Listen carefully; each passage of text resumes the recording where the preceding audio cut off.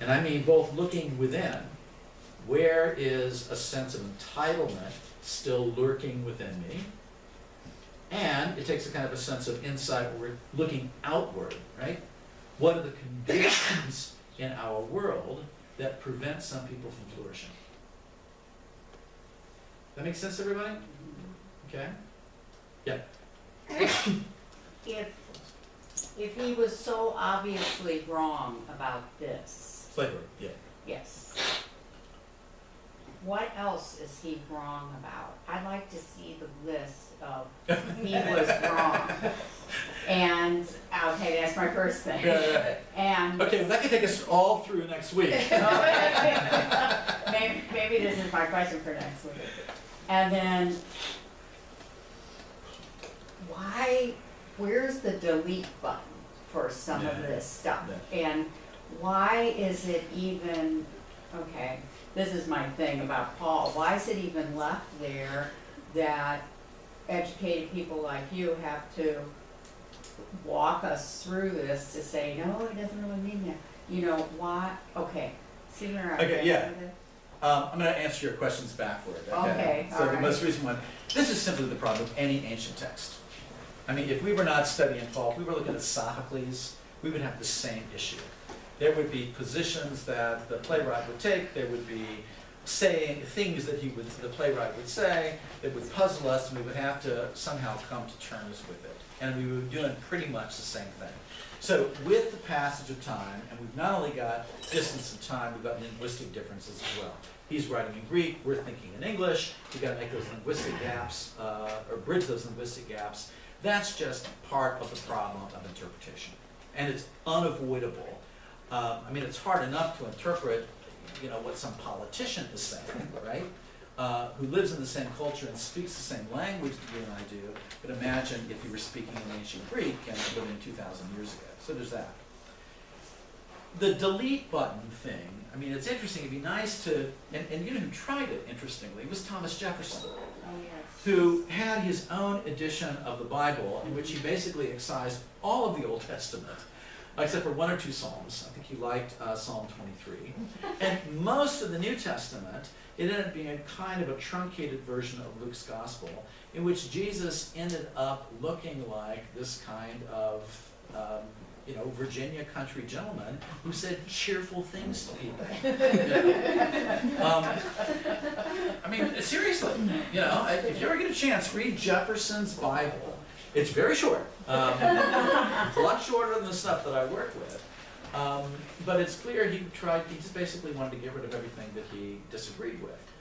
Of course, the problem with that is, Schweitzer is the one that also noted this about just the tendency of German scholars, is when you get rid of everything you find objectionable, what you end up looking, what the Bible turns into is a mirror in which you see your own reflection. Okay?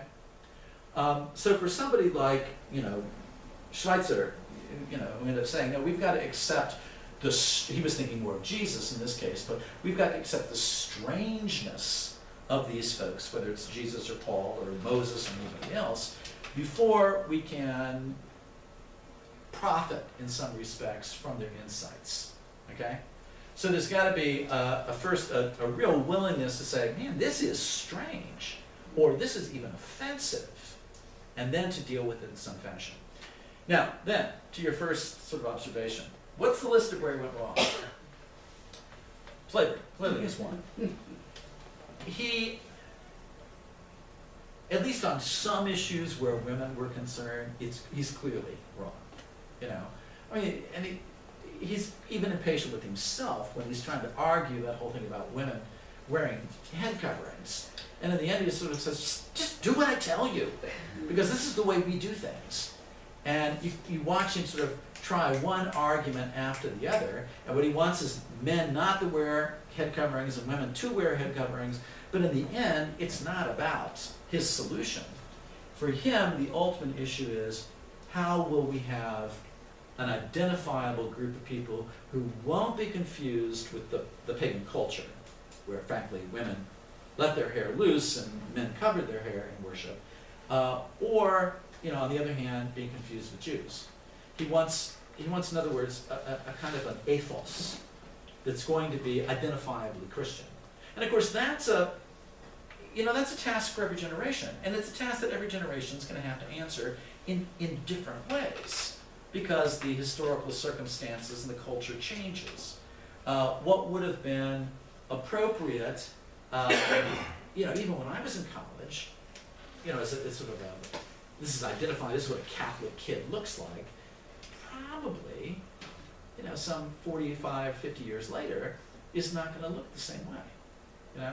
I will tell you a funny story. I was at a local Catholic university, which I will not identify by name, but invited by one of the campus ministers to celebrate liturgy, and it's basically the chapel in the dorm, right? And it's a small room, not anywhere near the size of this room, maybe a third of the size of this room. And you got about as many people there, so it's all very, sort of cheek by jowl. And I've got this little altar in front of me, and, ready to start, and this girl comes in, and she's just come off the track. She'd been running. And so she had running shorts on, and she had a tank top on, and I don't really care what people wear. I really don't. But she dug in her backpack, and she pulls out a piece of lace, and she puts it on her head.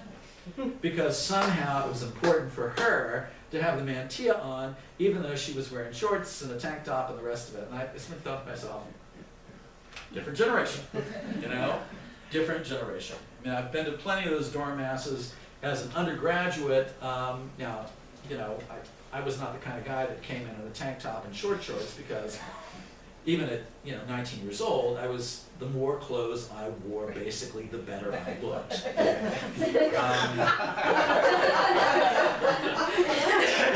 And gentlemen, some of you are in that same boat. Just let me know, okay? It's probably a good idea for you to wear lots and lots and lots of layers. But that said, I try to refrain from judgment, even though I'm sort of laughing, rolling my eyes inwardly. But it's a different world. But still the question is, how do we understand ourselves? And then how do we identify ourselves? Yes, but it makes me want to do that query of things like you just brought up. Because I remember when I was growing up in a Catholic church, this was, before Vatican II, Sure. and right at Vatican II. We always had to have a chapel veil on if you went into church, and this is going to make you guys laugh like crazy. But if you forgot your special little chapel veil, you would take a Kleenex and put it on your head with a bobby pin. And I mean, now that's just nuts. Yeah. And I just think to myself, how many other nutso things am I falling into line with instead of stepping out and just saying, Yeah, I think that's why I entitled this series, Did Paul Really Mean That? Yes. Not that he say it, because we know what he says, Yeah. but what did he mean? Yeah. And whenever you're doing an active interpretation, you've got to look beyond what an individual says to what an individual means, including when we talk to one another. I mean, the active interpretation is inescapable. And the active interpretation always gets to the question of meaning. What do we mean when we say things, And what did Paul mean when he said certain things? It doesn't mean it's easy, but it also is necessary. Father Gary's going to make an observation. No abstract question, actually. Do you happen to know, and I might have missed this, do you happen to know when the church first condemned slavery? Oh, it was late. You have individual figures, Antonio de Montesinos, in the 1500s, coming to the island of Hispaniola, where the Dominican Republic and Haiti are now, and speaking out on behalf of, the natives there who were being enslaved, and speaking out in terms that sound strikingly modern. Are they not human? Have they not souls? Are they not entitled to their freedom? He was a Dominican, same group that sponsors the school where I work, and so he's a big hero for the Dominicans. And in conjunction with theologians in Salamanca, he was sort of the pastor in the field. He would write back, kind of these sermons that he was delivering in Hispaniola. The theologians in Salamanca, also belonging to the order of preachers, would kind of think through this sort of more systematically, and that's where you get the first articulation of what we call human rights, okay? So it's Salamanca in the 1600s where I see theologians talking about human rights and rejecting slavery as being sort of contrary to this notion of universal human rights. I would have to look up, there is a pope, and I want to say it's one of the Piuses, maybe like Pio IX or someone like that, Pius IX, who condemned slavery. But I would have to look that up for sure. I know for certain, though, that thanks to Montesinos here and the theologians in Salamanca in Spain, that the theological work was being done in the 1600s. Okay? But in terms of official church pronouncements, I'd have to look that up for you, and I'll look that up by the time we get together next week. Okay? Gary gives me homework. Well, it is interesting to me to follow up on what Mary was saying, how in the history of the church there are some things that were not considered wrong that are now seriously wrong. Yeah. And I guess usury would be a it's a classic of something that was a serious sin that is not a sin anymore. And it makes me wonder why the church gets so frozen sometimes in its understanding of morality, when it's in our history that some things become not wrong change. And some things become wrong. Yeah, Richard Bryan and Richard McCormick and Charlie Curran all together have done a lot of work talking about change in teaching. We've been reluctant in Roman Catholicism to admit that we change. We like to talk about evolution. We use John Henry Newman's language of development and so forth. But the reality is, these are euphemisms for change. And that means we abandon certain positions. And frankly, from just the kind of perspective of intellectual history, what that amounts to is what we refer to as paradigm shift. And I'm trying to think, he was a historian of science. Some of you guys may know, you've read his work. Thomas somebody or other, I forget his name now. But he wrote a history of science, and he's the guy that originated this term, paradigm shift. And it basically means you can make the old system work, but the math gets much more complicated, and so it's sometimes easier simply to come up with a new model that's much more, physicists will use the language of elegant, You get elegance that allows you to reach new conclusions and come to new insights with far less labor, okay? And what happens then, and usury is a kind of a classic example of that. Most ancient economic systems grew so slowly that you typically did become wealthy at somebody else's expense. Once, economies started to develop in such a way that wealth could actually be created, and oftentimes that has to do with the discovery of new resources somewhere, typically discovery of the new world, then all of a sudden, the acquisition of wealth doesn't mean somebody else gets exploited. The other phenomenon is not just the discovery of new resources, it's oftentimes the invention of new technologies, the steamship or something like that. These are wealth creators, then it means someone is getting wealthy, but not necessarily at somebody else's expense. At that point, you need mechanisms of trade and so forth, at which point the charging of interest becomes also a way in which wealth gets created without necessarily making it at somebody else's expense. So you get a paradigm shift, in other words. And I think similar things happen in moral theology. It'll be interesting to see, what I'm finding as a theologian in the church is that we're finding that what you and I would have called like ecological consciousness or care for creation, all of that, is becoming a much more important theological and moral question today than it was when I was growing up. And it's probably because we're much more aware, thanks to the science, about the fragility of the ecosystem and therefore our responsibility to not interfere with it in such a way that all of a sudden it begins to spiral down to a point of non-recovery, So I think the notion of paradigm shift can be really quite helpful in understanding why our moral teaching changes. But it does. It's as simple as that. And I think it's probably fair to say, and again, I'm not a moral theologian, I'm a scripture scholar by training, but now because I'm head of a Catholic theological institute, I've got to be aware of movements and other theological disciplines. I think probably where human sexuality is concerned, we're reassessing a number of traditionally held positions because, again, of the paradigm shift. We just understand sexuality differently than St. Paul did. His was an act-centered understanding. Today we understand sexuality as a really multi-faceted, multi-layered kind of phenomenon. It's a very complicated sort of thing. And it has to do with the way in which you view the world. It has to do with your affectional preferences. It has to do with even whether you're an introvert or extrovert. I mean, there's a number of different phenomena that influence the way in which one expresses one's sexual longings. And it's not just kind of what you do with your genitalia. It's much more complicated than that. All right. Anything else? That was the long answer. Thank you. But that's what I give. Whisker. I give a lot of long answers. Okay, so what are we going to talk about next week? Because that was your homework, to kind of give me an agenda for next week.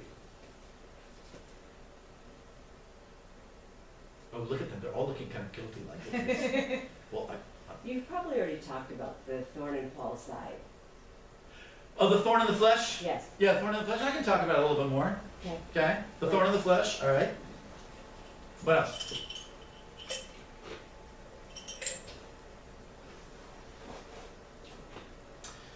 Do I detect from the somewhat embarrassed silence here that perhaps you are not as familiar with the Pauline literature as perhaps I would want you to be? Yeah, now I'm getting guilty smiles. All right, I'll think of a couple of other things. Gary? How about his relationship with authority, like with Peter? Yeah, he has a very complex relationship with authority. We can certainly address that. Okay. I guess That's this is a broader question, but like because we don't have like that training, like how should we go about, like, in a sense, reading and interpreting the letters? The letters. Okay. We can deal with that too. Okay. Yeah. And this is a broader question too, but on the other side of the ledger, I'd like to hear listed out what he did right. Oh, we did a lot right. And I want to hear, Understood Jesus. I want to hear that with your enthusiasm behind it. Yeah. Yeah, at the school, at the institute, students say to me sometimes, young earnest Dominicans, like, we know you love Paul, but do you really love the Lord? I'm like, Paul taught me how to love the Lord. So, yeah. All right, we can do all those things. Anything else? I don't know if it would be too much to tackle in one evening, but talking about other interpretations of Paul, specifically on like grace and like bringing in Luther and Protestantism and things like That would be a big deal. It would, but we probably don't have time. Yeah, well, I can talk a little bit about that because there's been a real rapprochement in the last 25 or so years between Lutheran theologians and Catholic theologians, especially around what Paul has to say. Mm-hmm. And I got to study under a couple of those guys, which makes kind of like the second generation of people that have sort of sought to move beyond Reformation polemics. Mm-hmm. Are you Lutheran? No, Okay, I grew up in a bi-denominational household. Though, Yeah. It's a so. very big deal, And again, in terms of the rank and file, have not always caught on to where the scholarship has moved. But yeah, okay. Actually, we could probably do a little bit of that too. All right, great. Time to go.